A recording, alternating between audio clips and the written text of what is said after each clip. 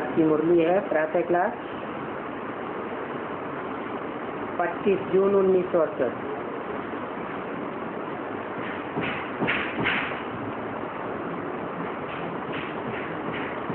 बाप दादा के हाथ में मोतिया के फूल थे। बाबा साक्षात्कार कराते हैं, ऐसे खुशबूदार फूल बनने हैं। वो फूल तो जड़ होते हैं, उनकी जड़ खुशबू होती है। ये तो चैतन्य फूल हैं, तो कौन सी खुशबू की बात है? दिव्य गुणों की खुशबुओं के फूल हैं, बच्चे जानते हैं। पहले भी हम फूल बने थे जरूर।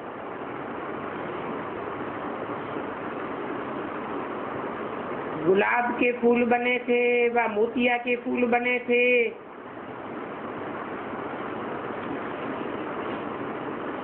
कोई हीरे जैसे भी बने थे। पहले भी बने थे, अभी भी बन रहे हैं।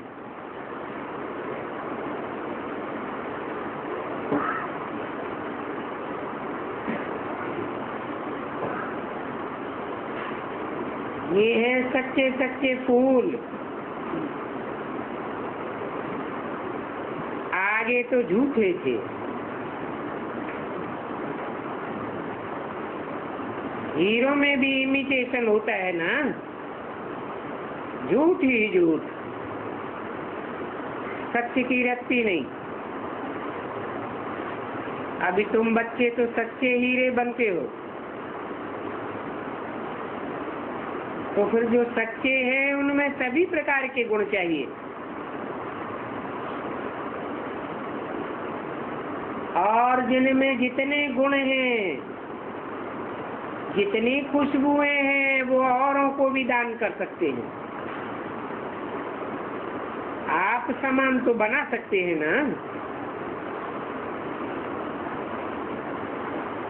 इसलिए बाप कहते रहते हैं बच्चों को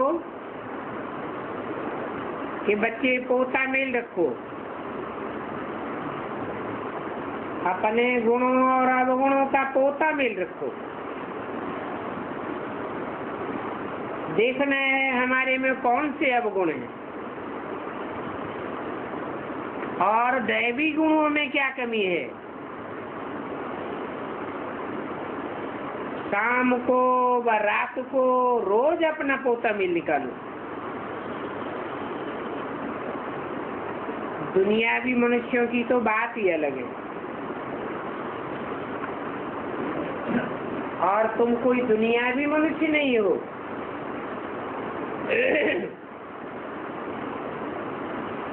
तुम तो ब्राह्मण हो, ब्रह्मा की औलाद हो। दुनियावी मनुष्य कोई ब्रह्मा की औलाद थोड़ी ही है।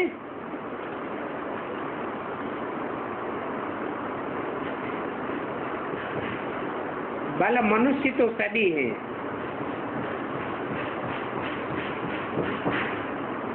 परंतु हर एक की चलन में गुणों में बहुत फर्क पड़ जाता है।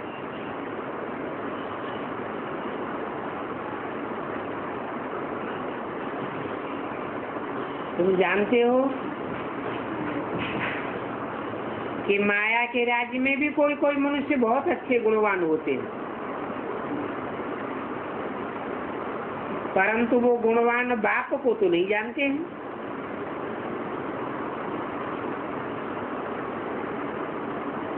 बड़े ही रिलीजियस माइंडेड नरम दिल होते हैं, क्योंकि दुनिया में तो सभी प्रकार के मनुष्य रहते हैं और मनुष्यों के गुणों की वैरायटी है।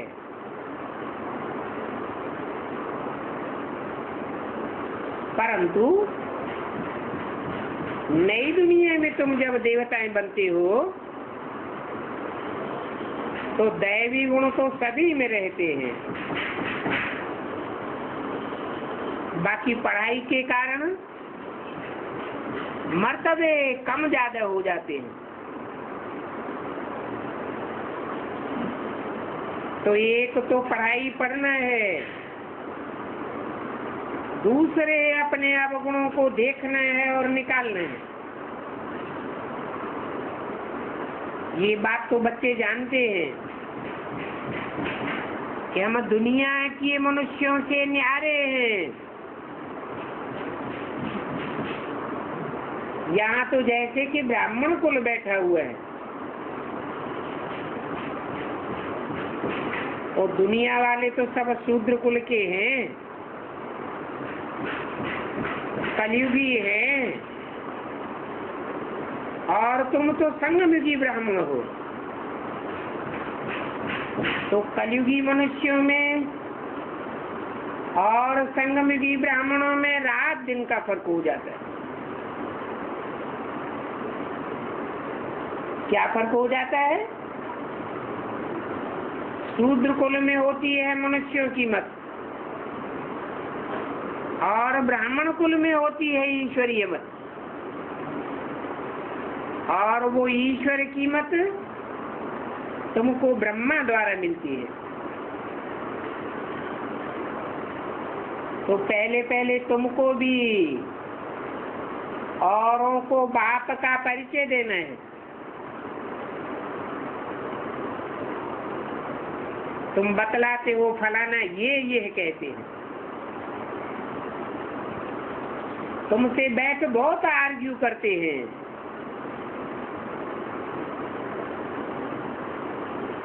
तो बाबा ने समझाया था कि तुम लिख दो, हम ब्राह्मण अथवा ब्रह्मा कुमार कुमारी सिर्फ ईश्वरीय मत को मानते हैं। आर्ग्यू करने की बात ही नहीं। तो वो समझ जाएंगे कि ऊंच से ऊंच तो ईश्वर ही है, उनसे ऊंचा तो कोई होता नहीं। कहते भी हैं ऊंच से ऊंच भगवान, तो हम उस भगवान की मत पर हैं और हम मनुष्य मत पर चलते भी नहीं हैं।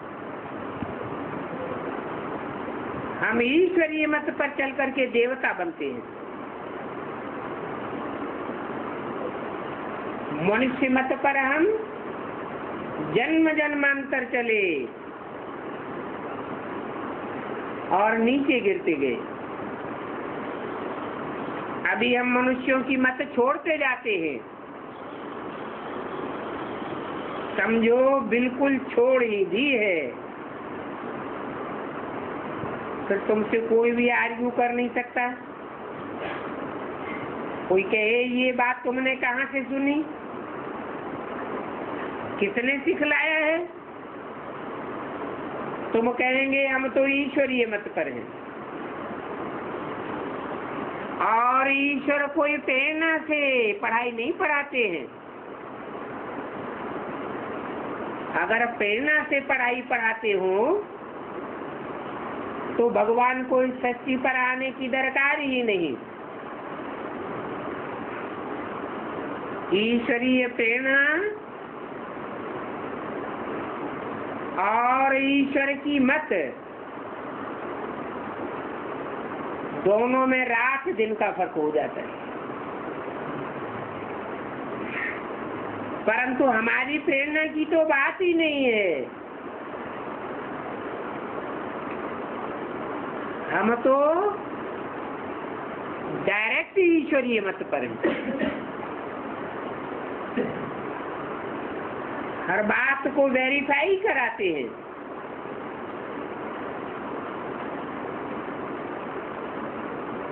और प्रेरणा का हमारे लिए कोई अर्थ नहीं है। प्रेरणा अर्थात विचार,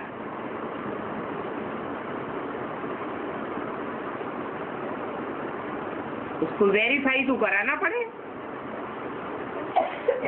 तो किससे वेरीफाई करेंगे?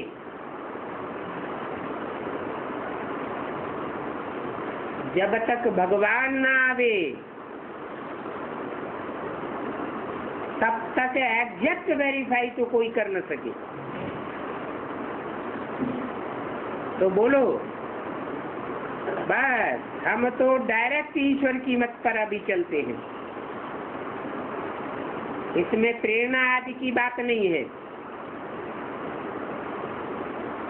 हम बेहद के बाप के बच्चे हैं और हम डायरेक्ट ईश्वर से समझे हुए हैं। बोलो, भक्ति मार्ग के शास्त्रों की मत पर हम बहुत समय चले, अभी तो हमको ईश्वर की मत मिलती है। भक्ति मार्ग के शास्त्र है मनुष्यों की मत, क्योंकि मनुष्यों ने ही लिखे हैं, वो अलग चीज है। ये तो ज्ञान मार्ग है, जो ज्ञान भगवान बाप ही आकर के सिखाते हैं, वो ही ज्ञान का सागर है। और मनुष्य आत्माएं तो जन्म मरण के चक्र में आती रहती हैं, उनको तो सृष्टि के आदि मध्य अंत का कोई ज्ञान होता ही नहीं है। मनुष्य जन्म लेने के बाद पूर्व जन्मों की सारी बातें भूल जाता है, और भगवान तो गर्भ से जन्म लेते ही नहीं है, वो जन्म मरण के चक्र में आते ही नहीं है, इसलिए भूलने की तो बात ही नहीं। तुम बच्चों को तो बाप की ही महिमा करनी है। बाप ज्ञान का सागर है, जन्म मरण के चक्र से न्यारा है। तो पहले पहले ये बात बुद्धि में बिठानी है कि हम डायरेक्ट ईश्वर की मत पर हैं। अभी हम मनुष्यों की मत सुनते नहीं हैं, क्योंकि मनुष्यों की मत पर तो चलते चलते आज दुनिया का ये हाल हो गया है। अभी हमको ईश्वर ने कहा है, हियर नो इविल मत, मनुष्य मत है इविल मत। मनुष्य कहा ही उनको जाता है जिनका मन चलायमान होता है।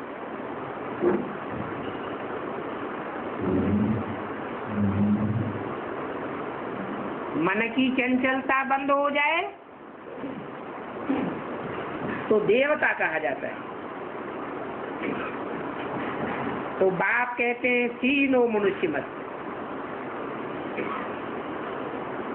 इसके लिए सदैव अपन को आत्मा देखो, दूसरों के भी शरीर को न देखो। ये तो पतित शरीर हैं और सब विनाशी हैं। इन शरीरों में जो आत्माएं हैं वो अविनाशी हैं। तो पतित को क्या देखना है? हमारी ये आंखें भी पतित हैं। अभी हमको बाप ने तीसरा नेत्र दिया है,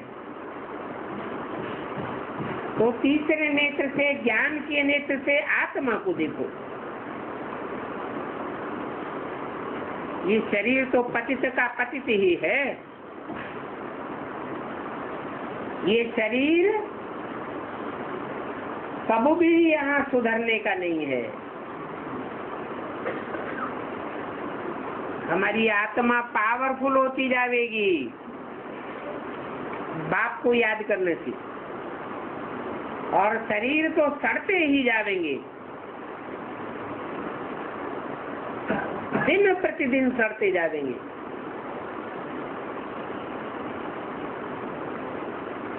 इस दुनिया में सुधरती तो है आत्मा, आत्मा ही अविनाशी है। इसलिए बाप कहते हैं सी नो इविल, इस तामसी शरीर को भी नहीं देखना है। देह सहित जो भी देह के संबंध हैं भिन्न भिन्न प्रकार के, उन सब संबंधों को भूल जाना है। बाकी याद क्या करना है? याद करना है आत्मा को, सिर्फ आत्मा को देखो और एक परमात्मा बाप से ही सुनो और कोई की बात को कान पर न धरो। परंतु इस बात में बड़ी मेहनत है, तुम फील भी करते हो, ये बड़ी सब्जेक्ट है।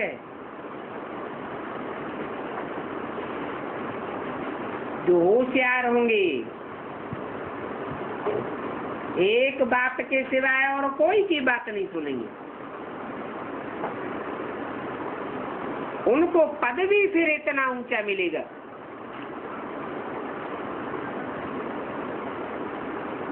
सेकंड में जीवन मुक्ति मिल सकती है,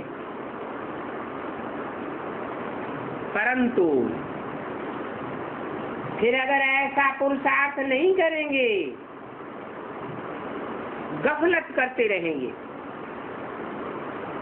औरों की बातों को भी कान पर धरते रहेंगे, श्रेष्ठ पुरुषार्थ न किया तो फिर सजाएं भी बहुत खानी पड़ेंगी।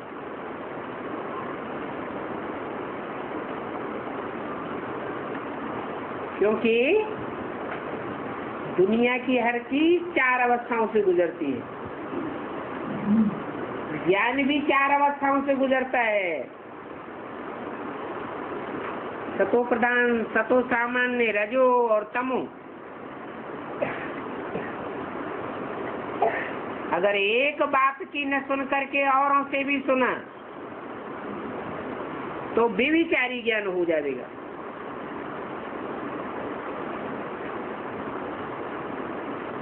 तुम बच्चे अंधों की लाठी बनते हो, बनते ही हो बाप का परिचय देने के लिए। आत्मा को तो देखा नहीं जाता है, आत्मा को तो जाना जाता है, क्योंकि ये आत्मा कितनी छोटी है और इस आकाश तत्व में मनुष्य देखो कितनी जगह लेती है। मनुष्यों का तो आना जाना होता है,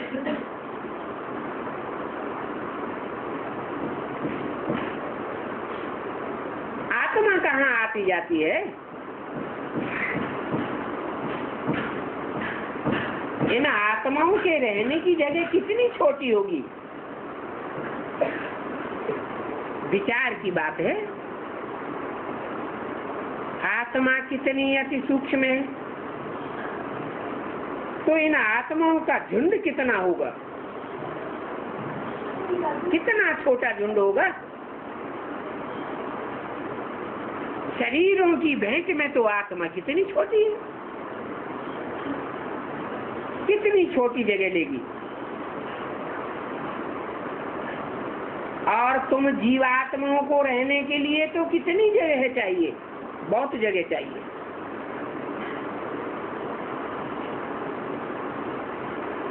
अगर सिर्फ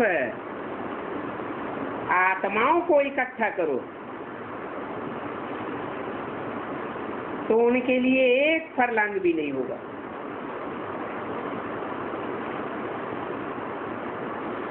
उस एक फरलांग में सब आत्माएं आ जाएंगी। तो बुद्धि से काम लिया जाता है। अभी तुम बच्चे विशाल बुद्धि बन रहे हो।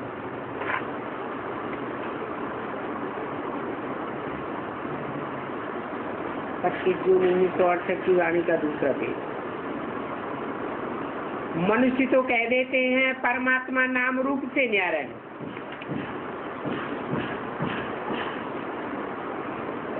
अब नाम रूप से न्यारा है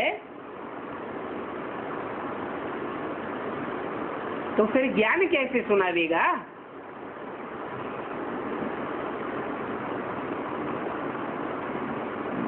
ज्ञान के बिना तो गति सदगति भी नहीं हो सकती।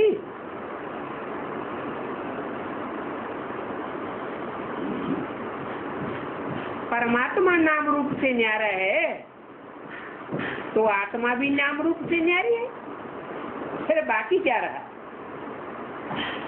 फिर तो कुछ भी नहीं रहा। ये सभी बातें विचार की जाती हैं। तुम बच्चे तो जानते हो हम आत्माओं के रहने का स्थान ब्रह्म महत्त्व है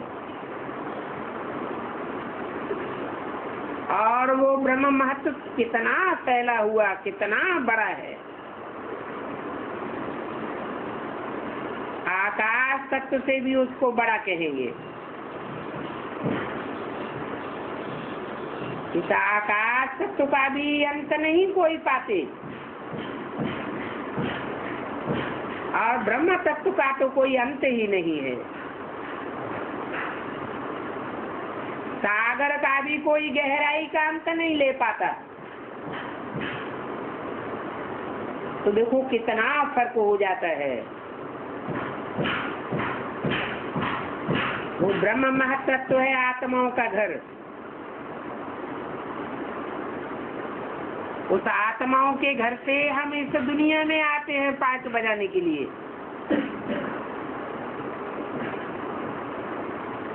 तो हम आत्माओं को कितना बड़ा शरीर मिलता है,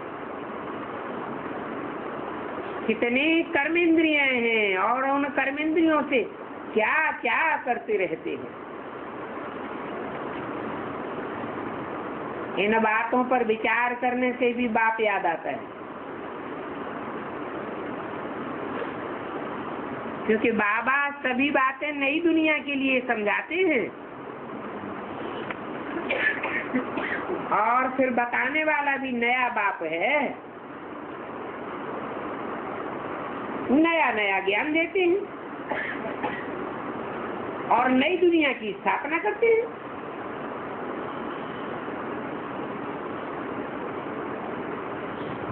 मुख्य नई बात है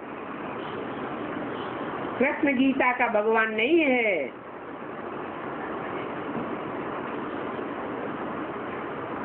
गीता का भगवान वो एक ही निराकार परम ब्रह्म परमेश्वर है। ईश्वर कहा जाता है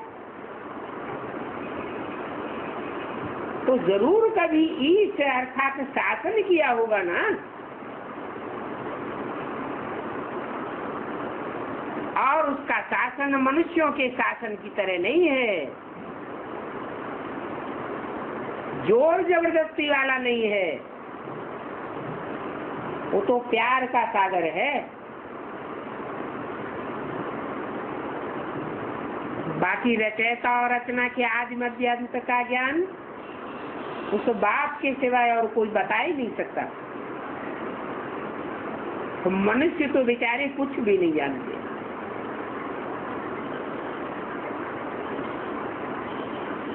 तुम तो कहेंगे कि वो मनुष्य राजयोग का अक्षर भी नहीं जानते हैं। तो पहले पहले ये बताना है कि तुमको ये बातें कौन समझाता है। मनुष्य तो कोई इन बातों को जानते ही नहीं है। न जानने के कारण सबसे रहम मांगते रहते हैं।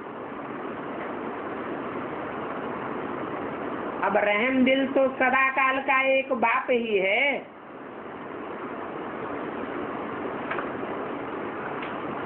हमारी आत्मा में भी इतनी दम नहीं है कि हम अपने ऊपर रहम कर सके। रहम करने का तरीका जानते ही नहीं।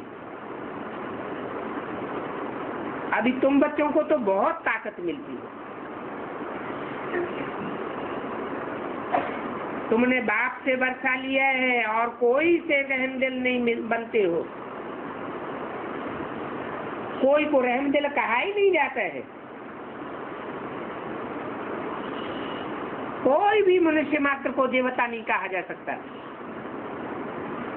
हाँ, बाप आकर मनुष्य से देवता बनाते हैं तो वो एक बाप ही रहमदिल है जो मनुष्य को देवता बनाते हैं। बाकी मनुष्यों की तो सब काग बिस्टा समान रहमदिल है। इसलिए कहते हैं परमपिता परमात्मा की अपरमापार महिमा है। उस महिमा का पारावार नहीं है। क्योंकि बाप जो नई दुनिया बनाते हैं उसमें सभी कुछ तुमको नया मिलता है। नया नया सतो प्रधान सुखदाई होता है। इस पुरानी दुनिया में तो सभी कुछ तमो प्रधान दुखदाई है। मनुष्य, पशु, पक्षी, कीड़े मकोड़े सब तमो प्रधान बने पड़े। नई दुनिया में तो दुखदाई चीज कोई भी नहीं होगी। तो बाप ने समझाया है तुम ऊंचे से ऊंचे बनते हो। जो ऊंचे आदमी होते हैं, साहूकार होते हैं, उनका फर्नीचर भी बहुत अच्छा होता है।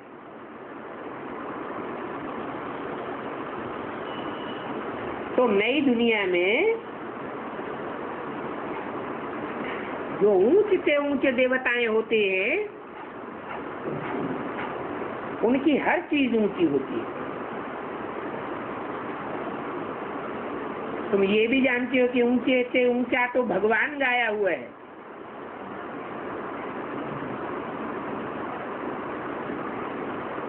वो भगवान है आत्मा का बाप।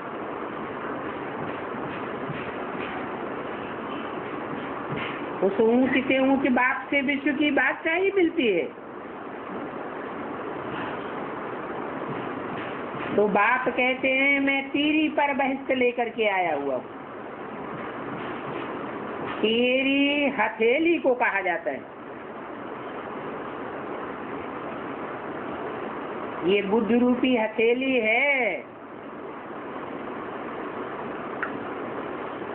हमारी बुद्ध रूपी हथेली में भी नई दुनिया का सारा ज्ञान तिरोहित कर देते हैं।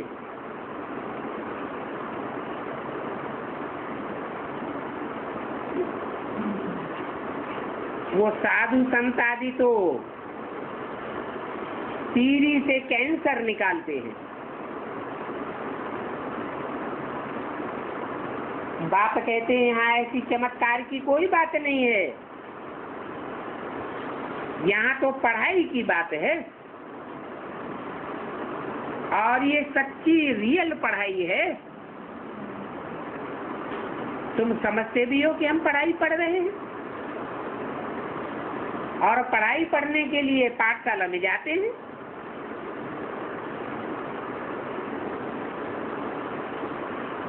ये पाठशालाएं तुम बहुत खोलो।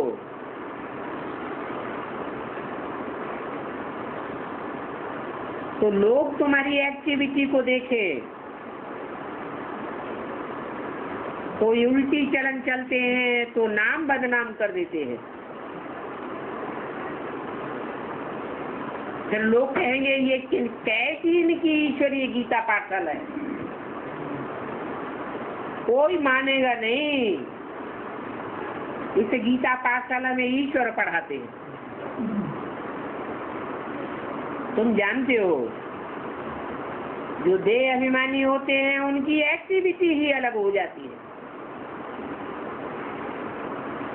लोग ऐसी एक्टिविटी देखेंगे तो फिर सभी प्रकार के कलंक लगाते रहेंगे, समझेंगे कि इनकी एक्टिविटी में तो कोई फर्क नहीं है, तो गोया बाप की निंदा कराई ना, सारा दोष उन पर आ जाता है। 100 गुना पाप चढ़ता रहता है। भक्ति मार्ग में जो पाप कर्म करते थे वो तो 1 गुना पाप बढ़ता है, और यहाँ ईश्वर बाप को पहचानने के बाद, बाप का परिचय दूसरों को देने के बाद अगर ऐसी उल्टी एक्टिविटी करते हैं तो 100 गुना दोष पड़ जाता है।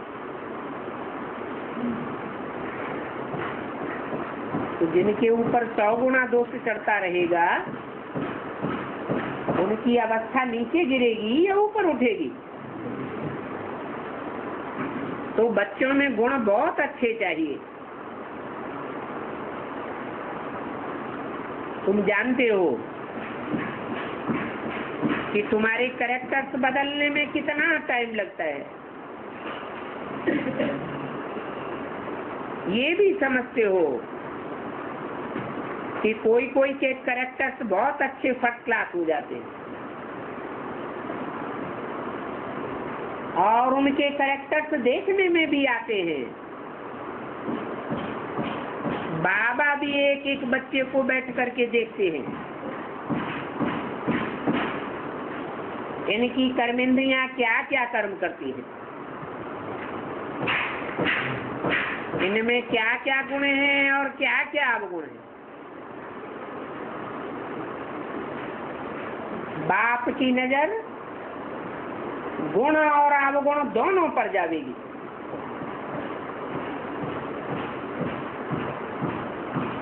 देखते हैं इनमें क्या क्या खामियां हैं, जो खामियां निकालनी चाहिए।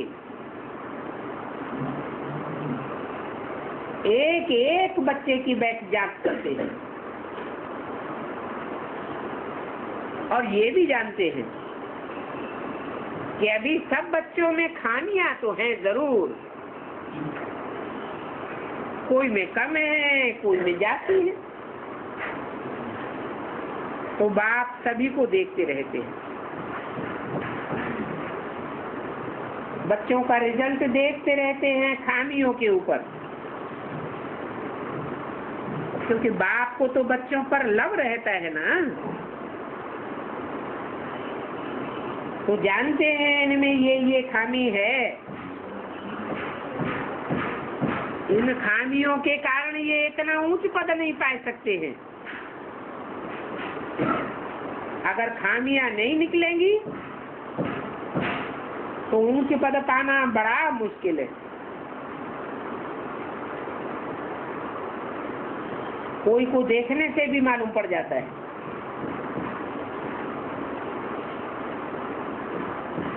कोई गड़बड़ होगी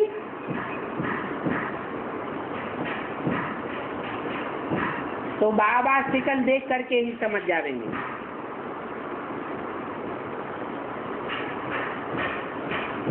ये तो जानते हैं अभी टाइम पड़ा है, बाकी खामियां तो निकालनी है ना। बाप की बच्चों पर उम्मीद रहती है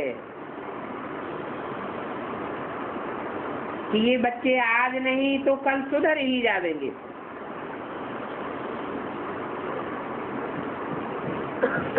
तो कितना टाइम लग जाता है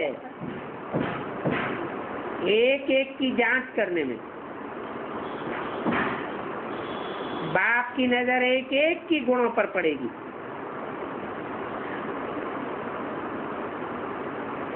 पूछेंगे तुम्हारे में कोई अवगुण तो नहीं है? कोई कोई तो बाबा के आगे सच बताई देते हैं। फिर कोई कोई को बहुत देह भान आ जाता है। तो जिनमें देह भान आता है वो बताते ही नहीं है।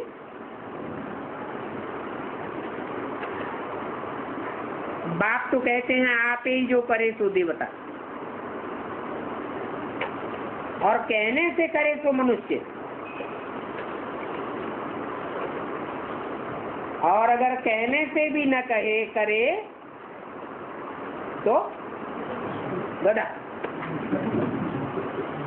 इसलिए रावण के सर के ऊपर गधा भी दिखाते हैं। तो बाबा कहते रहते हैं जो भी खामियां हैं इस जन्म की, वो सब खामियां बाबा के आगे वर्णन करो, कोई तो आप ही बता देंगे।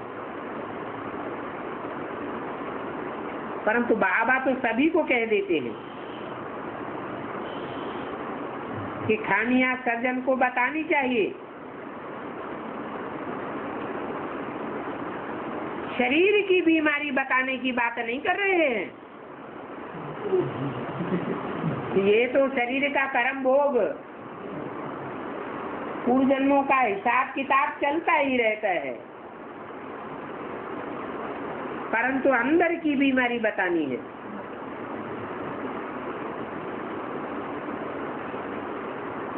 बताना चाहिए कि तुम्हारे अंदर में क्या क्या गंदे गंदे ख्यालात आते हैं, क्या क्या आसुरी संस्कार चलते हैं। तो उस पर बाबा समझा देंगे। इन हालातों में तुम इतना ऊंच पद नहीं पा सकेंगे, क्योंकि तुम्हारी रील शूटिंग हो रही है ना। ये संकल्पों की रील अच्छी नहीं घूम रही है।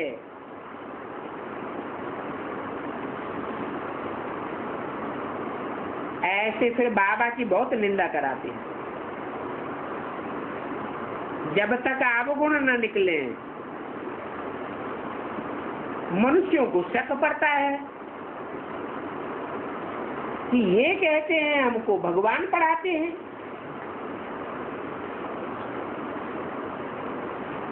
परंतु ऐसा तो हो नहीं सकता।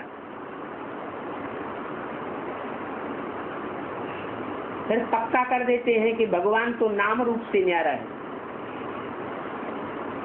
ये जो हमको समझाते हैं कि भगवान मुकर्रर रथ में आता है, ये बात तो झूठी है। भगवान तो जरूर सर्वव्यापी है। अब तुम समझ सकते हो कि सर्वव्यापी भगवान कैसे पढ़ा देंगे। तो बाबा देखते हैं इनकी चलन कैसी है। ये तो बाप जानते हैं कि तुम्हारे में कैसे फर्स्ट क्लास गुण होने चाहिए।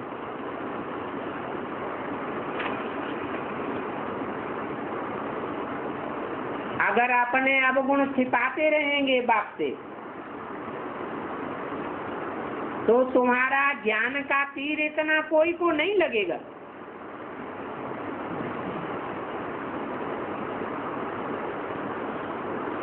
तुम्हारे तीर में वो कशिश नहीं होगी। इसलिए जितना हो सके अपन में अवगुण उनको निकालते जाओ, नोट करते जाओ हमारे में ये खामी है। तो वो खामियां दिल के अंदर खाती रहेंगी, नहीं तो बहुत घाटा पड़ जाता है। क्योंकि दिल खाती है, बार बार दिल में खाता है,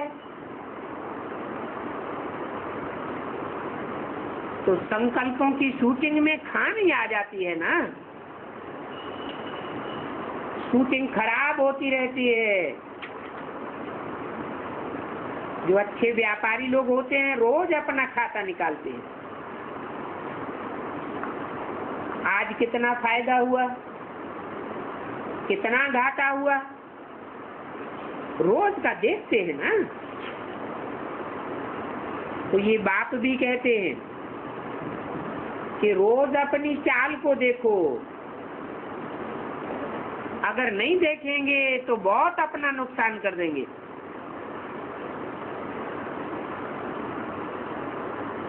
अपना भी नुकसान करेंगे और बाप की भी पत गवावेंगे। इसलिए भक्ति मार्ग में भी कहते हैं सदगुरु निंदक ठौर न पावे। परंतु भक्ति मार्ग में तो सदगुरु कोई को मिलता ही नहीं है, और उन भक्ति मार्ग के गुरुओं के पास कौन सी ठौर है। वो तो खुद ही अपना घरगाट छोड़ जाते हैं, जंगल में चले जाते हैं।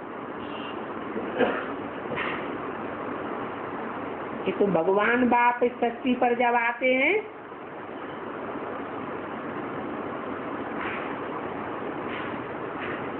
तो ऊंचे से ऊंचा ठाव बनाने वाला तुम बच्चों को भी ऊंचे से ऊंचे स्वर्ग में भेज देता है। परंतु जो देह अभिमानी होंगे वो ठौर नहीं पावेंगे, क्योंकि बाप की निंदा कराते रहते हैं। जो जितना देही अभिमानी बनेंगे वो उतना अच्छा ठौर पावेंगे।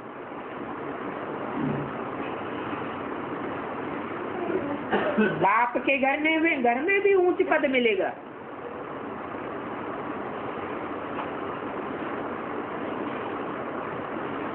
बाप का घर परमधाम भी है, और इस सृष्टि पर भी तुम बच्चे परमधाम उतार लेते हो।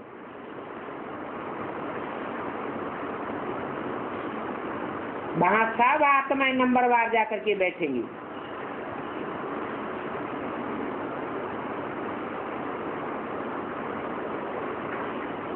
तो देही अभिमानी बनने के लिए बहुत पुरुषार्थ करना है। दिन प्रतिदिन बच्चे सुधरते जाते हैं, परंतु देह अभिमानी से जो कर्तव्य होते हैं उनको काटते रहना है। जानते हो कि देह अभिमान में आने से पाप जरूर होते हैं, इसलिए देही अभिमानी बनते रहो।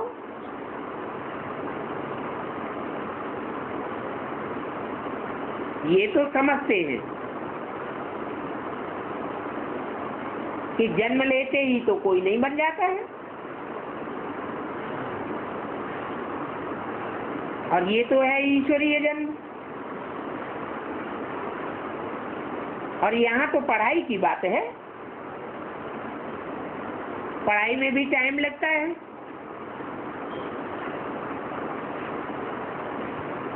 तुमको 40-50 वर्ष लग जाते हैं पढ़ाई पढ़ने में।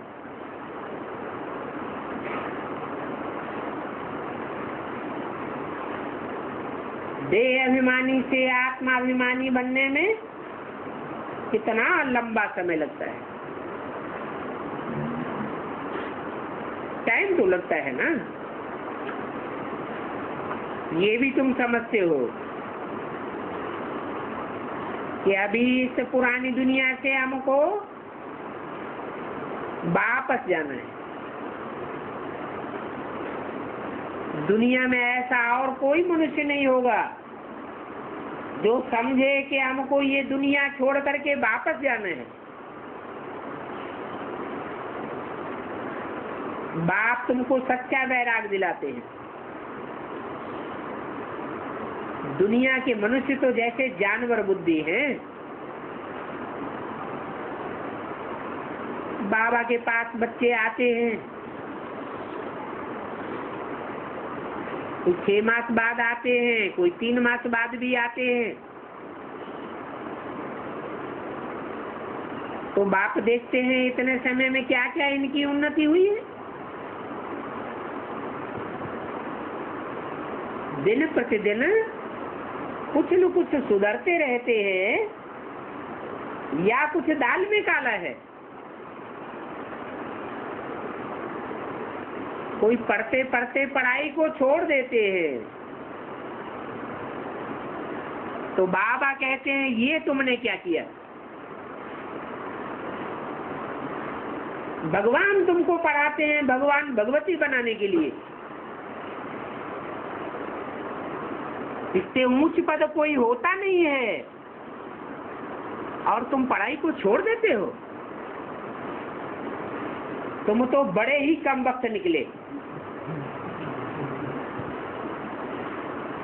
अरे वर्ल्ड गॉडफादर पढ़ाते हैं, इसमें एब्सेंट होने की तो बात ही नहीं होना चाहिए। परंतु माया कितनी प्रबल है।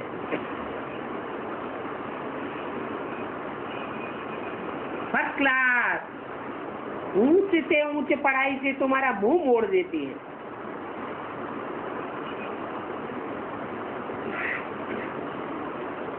बहुत बच्चे हैं जो ऐसे ही चलते रहते हैं, बहुत एब्सेंट होते हैं, फिर पढ़ाई को पूरा ही लात मार देते हैं। ये तो तुम समझते हो। हमारा अभी मुंह है स्वर्ग की तरफ, और लात है नरक की तरफ, क्योंकि तुम अभी संगम युगी ब्राह्मण हो। एक तरफ नरक की दुनिया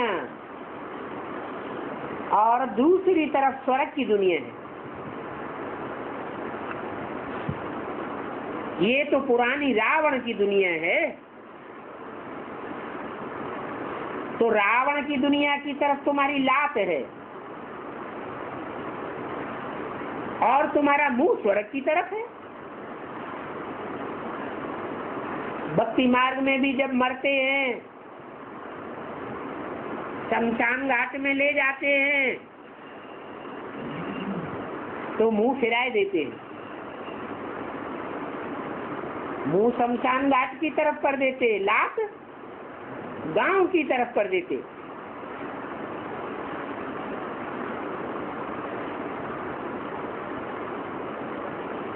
तो इन भक्ति मार्ग की बातों में तुम बच्चों का अच्छा मंथन भी चलना चाहिए कि ऐसा क्यों करते हैं। अभी तुम तो जानते हो कि हम शांति धाम सुख धाम जरूर जा रही है।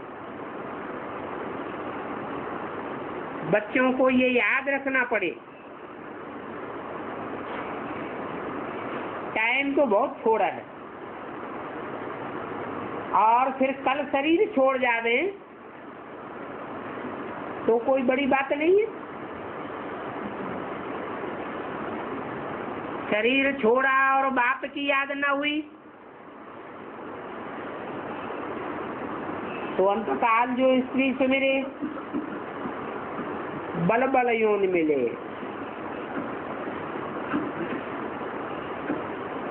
नीचे गिरती जाती है आत्मा। तो पुरुषार्थ करना है, इसलिए बात समझाते तो बहुत हैं। बहुत मेहनत करनी है अपने साथ, और समझाने वाला बाप गुप्त है।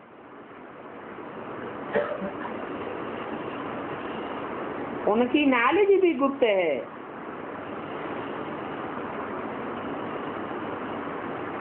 तो ये भी जानते हैं कल पहले जिसने जितना पुरुषार्थ किया है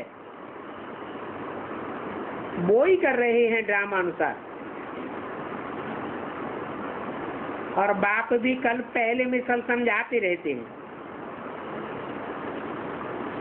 इशारे की पढ़ाई है,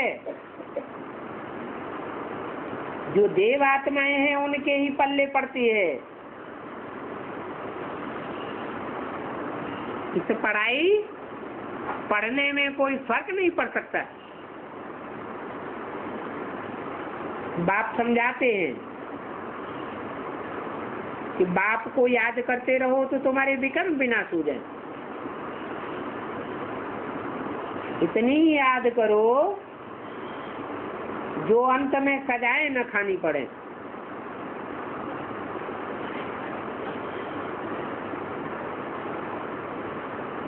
बाप की इतनी परवरिश लेते हो, पढ़ाई पढ़ते हो,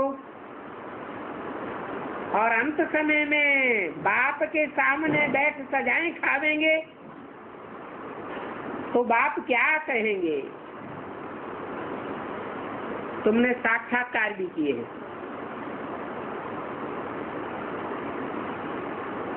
और सजाएं खाते समय भी साक्षात्कार कराते जावेंगे।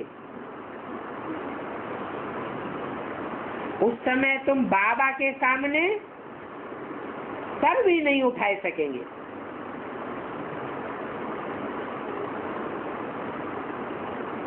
इन द्वारा बाप पढ़ाते हैं।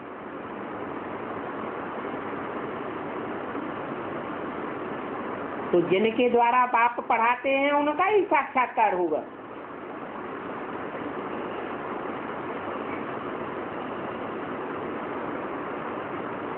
इन द्वारा ही समझाते हैं। कहते हैं तुमने ये किया है,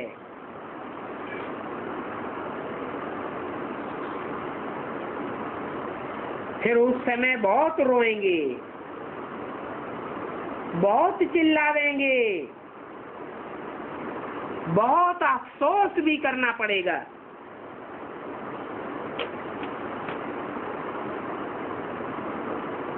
प्रूफ बिगड़ तो, साक्षात्कार बिगड़ तो सजा मिल न सके। कहेंगे तुमको इतना समझाते थे, इतना पढ़ाते थे, फिर भी तुमने ऐसे ऐसे काम किया। जैसे बाबा ने मिसाल बच्चों को बताया,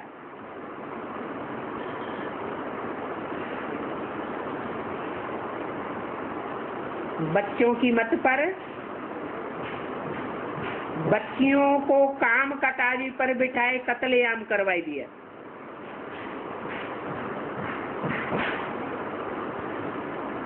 बाप तो समझाते हैं शादी बर्बादी, और बाप की अवहेलना कर दी तो कितना पाप चढ़ जाता है। ऐसा पाप तो इस समय तक कोई ने नहीं किया है। सजाएं भी बहुत कड़ी हैं। ऐसों का फिर बाप के साथ योग लग न सके।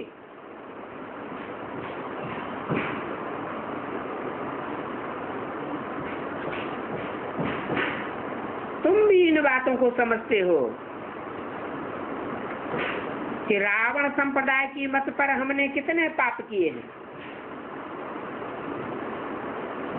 लोक लाज में आकर के बच्चों की शादियां कराते हैं ना। बच्चियां शादी नहीं करना चाहती हैं, तो भी जबरियन उनकी शादी कराते। तो रावण मत पर शादी कराई ना। पूज्य से पुजारी बन पड़ते हैं।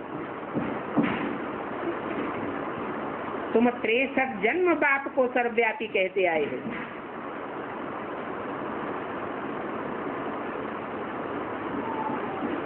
अभी तो बुद्धि में आ गया है कि बाप एक व्यापी होकर आया है, तो एक की मत पर ही चलना चाहिए।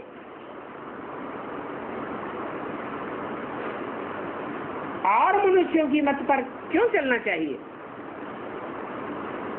ये तो बाप की तुम पहले नंबर की इंसल्ट कर देते हो। और इस इंसल्ट का बहुत हिसाब किताब बन जाता है। तो बाप डोरापा देते हैं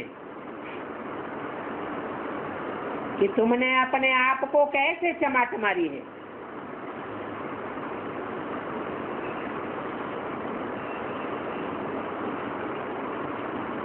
तिरसठ जन्म भी चमाट मारी और अभी भी शूटिंग करते रहते हैं। हिंदू तो कोई धर्म है नहीं। कितने बेसमझ बन पड़े हैं। ये भी जानते हो कि भारतवासी ही कितना गिरे हैं। तो बाप आकर के समझाते हैं। इस समझाने से तुमको कितनी समझ मिली है। तो भी बच्चे नंबरवार समझते हैं। ड्रामा अनुसार आगे भी ऐसे ही इस समय तक क्लास की है और जितना जिसने क्लास की है उसकी ऐसी ही रिजल्ट रही है। बाप बतावेंगे तो सही ना।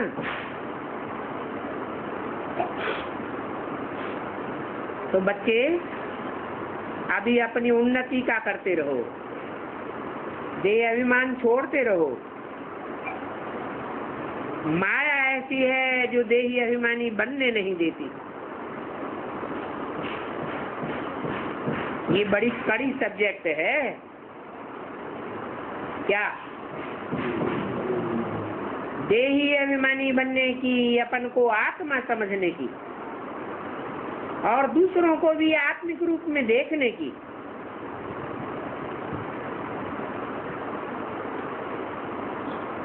बाप को याद करेंगे तो सारे पाप भस्म हो जाएंगे। तुम सतो प्रधान बन जाएंगे।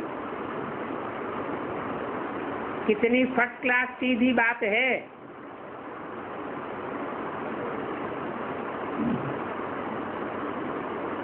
जिन आत्माओं की बुद्धि देह में धरी रहती है उनको कहेंगे देहधारी, देह अभिमानी। उनको याद करते रहेंगे तो देह अभिमानी ही बनते रहेंगे। दैहिक संग का रंग लगता रहेगा। और बाप तो सदैव देही अभिमानी है, सदैव आत्मिक रूप में रहने वाला है।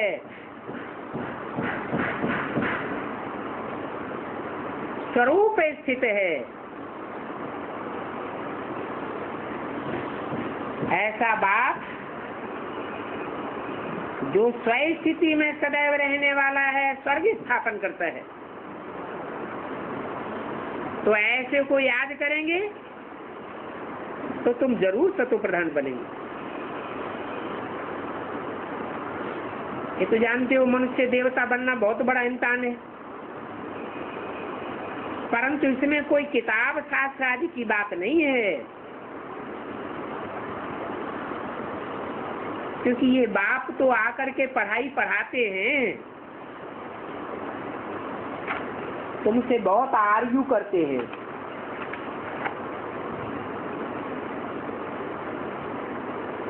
तो तुमको बोलना चाहिए कि तुम किसकी मत पर बात करते हो। 25 जून 1968 की वाणी का 4था पेज। मनुष्य सब चलते हैं मनुष्यों की मत पर। मनुष्य तो मन चले होते हैं।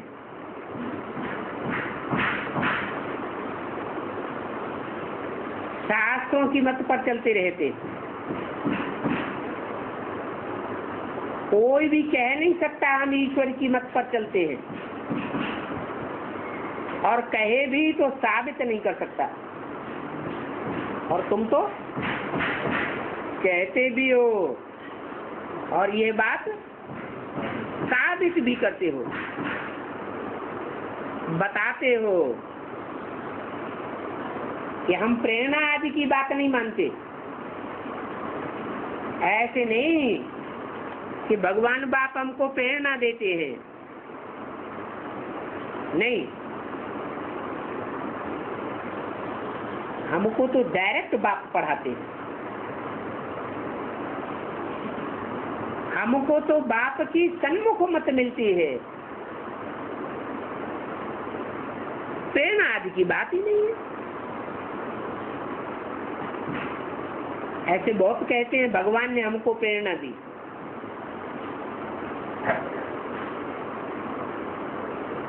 भगवान हमारे अंदर को जानते हैं। कोई कोई बच्चे भी हैं जो बाबा से कहते हैं कि आप तो सभी कुछ जानते हो। अब बाबा को एक एक के दिल के अंदर की बात जानने की क्या जरूरत पड़ गई। बाबा तो कहते हैं मैं तो तुम्हारा पोता मेल तुमसे पूछता हूँ। अगर जानता होता तो पूछने की क्या दरकार। ये तो हम जानते हैं कि तुम बच्चे ही कितने जंगली बन पड़े, उल्लू पाजी बन पड़े। इसमें सभी कुछ आ जाता है। ये बात भी मैं जानता हूँ। तो बाकी फिर मैं क्या पूछूं, क्या होगा। बच्चे समझते हैं बाबा तो ठीक ही कहते हैं। पहले तो हम बंदर से भी बदतर थे। कहाँ वैद्यालय और कहाँ शिवालय, कहाँ वो मनुष्य पढ़ाते हैं और कहाँ ये सभी आत्माओं का बाप हमको बैठ पढ़ाते हैं। तुम जानते हो हम कितनी मेहनत करते हैं, परंतु भगवान पढ़ाते हैं। इस बात का अगर निश्चय हो जाए तो फिर हम उससे ही पढ़ेंगे। परंतु ये बात कोई की बुद्धि में पक्की पक्की बैठती नहीं है। आज निश्चय पक्का होता है, कल माया निश्चय को हिलाई देती है। इतनी प्रदर्शनी की, क्या तुम समझते हो कि किसी को निश्चय हुआ होगा? एक को भी नहीं हुआ। भगवान पढ़ाते हैं, ये किसको भी निश्चय नहीं हुआ। अच्छा समझो किसी को निश्चय भी हो, अगर निश्चय हो जाए तो निशानी क्या होगी? निशानी होगी कि बाप का नाम बाला करके दिखा देगा। मेहनत है ना। तुम्हारे में भले कोई सर्विस करते हैं, परंतु दैवी गुण तो देखने में नहीं आते। निश्चय बुद्धि वालों की एक्टिविटी तुम बच्चों को बाप बतलाते रहेंगे कि इसको कहा जाता है निश्चय बुद्धि विजयते। ऐसे निश्चय बुद्धि बाप को बहुत ही लव करेंगे, क्योंकि बच्चे जानते हैं बाबा हमारी तकदीर को बहुत ऊंच बनाते हैं। ऐसे बच्चों की निशानी है कि बाप का बच्चा बन करके फिर कभी भी रोएंगे नहीं। क्या अगर रोते हैं तो जैसे कि इनको बाप के ऊपर निश्चय ही नहीं है। अगर रोते हैं तो कौन कहेंगे कि इनको बाप मिला है?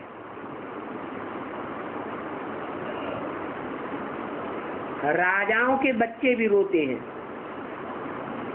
तो तुम तो ईश्वर के बच्चे हो, जो राजाओं का भी राजा बनाने वाला है। और देवताएं तो कब रोते ही नहीं है। तो ये सभी बातें यहाँ सीखना है। अभी तुम जानते हो भारत ऐसा था कि कब अकाले मृत्यु नहीं होती थी। उसका नाम ही है अमरपुरी। तो बाप आकर के काल पर जीत पहनाते हैं। वहां नई दुनिया में कोई को भी काल का डर नहीं होगा। यहाँ तो कितना डरते हैं। तुम्हारी जब वो अवस्था हो जाएगी तो तुम खुशी खुशी शरीर छोड़ेंगे। बस अभी तो हम जाते हैं, परंतु ऐसी अवस्था पिछाड़ी तो होगी।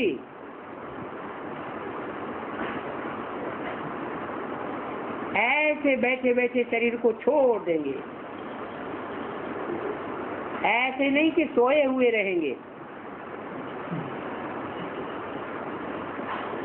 तुम जानते हो कि जो सेकंड ग्रेड वाले सन्यासी होते हैं वो भी ऐसे बैठे बैठे शरीर छोड़ देते हैं, परंतु वो तो फिर भी पुनर्जन्म में आते हैं और इसी पुरानी दुनिया में आकर के जन्म लेते हैं। उनके शिष्य लोग तो समझते हैं कि ज्योति ज्योति में समा गया, ब्रह्मलीन हो गया। बाबा का देखा हुआ है कि कैसे सन्यासी बैठे बैठे शरीर छोड़ देते हैं। बड़ा ही शांत वायुमंडल हो जाता है। तो हम भी बाबा के पास जा देंगे, ऐसे ही बैठे बैठे शरीर छोड़ेंगे। पास विधान तब कहा जाता है जब अपनी स्वेच्छा से शरीर छोड़ दे।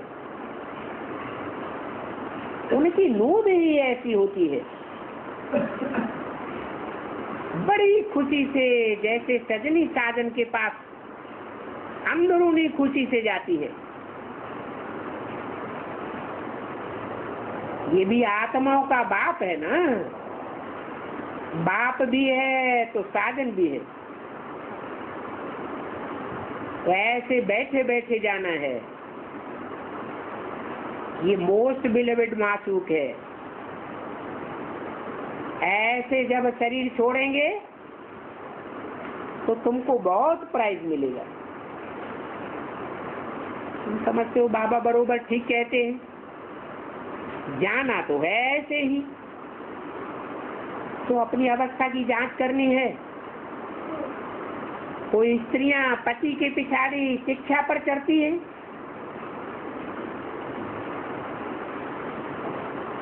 वो कितनी निडर होती हैं। उनको शिक्षा पर चढ़ने से कोई रोक भी नहीं सकता। फिर अगले जन्म में जाकर अपने पति से मिलती है, मनोकामना पूरी हो जाती है। परंतु वो तो एक जन्म के लिए है। आगे ऐसी सती स्त्रियों का बहुत गायन था। पति में मोह बहुत रहता था, फिर भी सती होने के बाद भी विकारी दुनिया में जाकर मिलते हैं। परंतु सतयुग में तो ऐसी बातें होती नहीं। तो बाप समझाते हैं कि बाप के पास जाने के लिए ऐसी निर्भय अवस्था चाहिए। पतियों के पति के पास जाने के लिए भी ऐसी ही स्टेज चाहिए।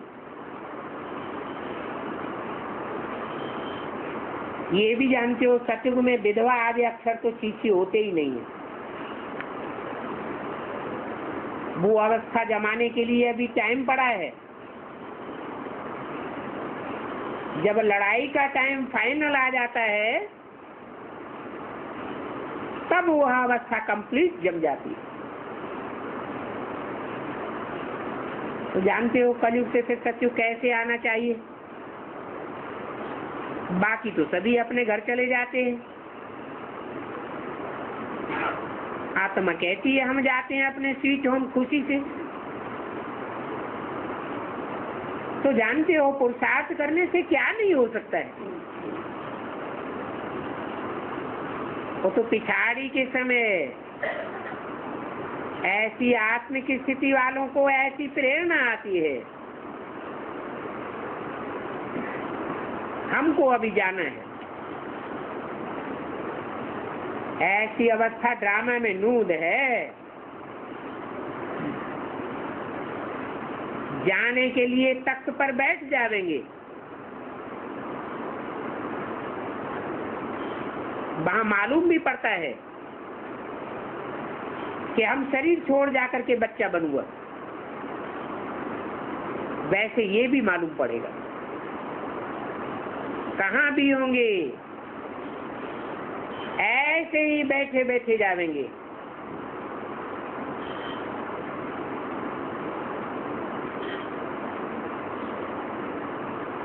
रास्ता चलते चलते थोड़े ही शरीर छोड़ देंगे। बड़ी मीठी अवस्था चाहिए। दिन प्रतिदिन तुम बच्चों को बहुत खुशी होती रहेगी। उस समय गाया जाता है मिरुआ मौत मलू का शिकार। मिरुआ जानवर को कहा जाता है। जो जानवर बुद्धि है, जो भगवान बाप को नहीं पहचान पाते, उनकी मौत होती रहेगी। और तुम बच्चे तो शिकारी बन करके शिकार करते रहेंगे। शिकारी को जब शिकार मिलता है तो कितना खुश होता है। ये शंकराचार्य तो सच कहते हैं। ये ब्रह्मा कुमार कुमारियां हिंदू धर्म का नाश चाहती हैं, परंतु कैसे विनाश चाहती हैं, फिर क्या होगा, ये बात थोड़ी ही समझ सकते हैं। अच्छा, मीठे मीठे सिकीले बच्चों को रूहानी बाप दादा का याद प्यार गुड मॉर्निंग।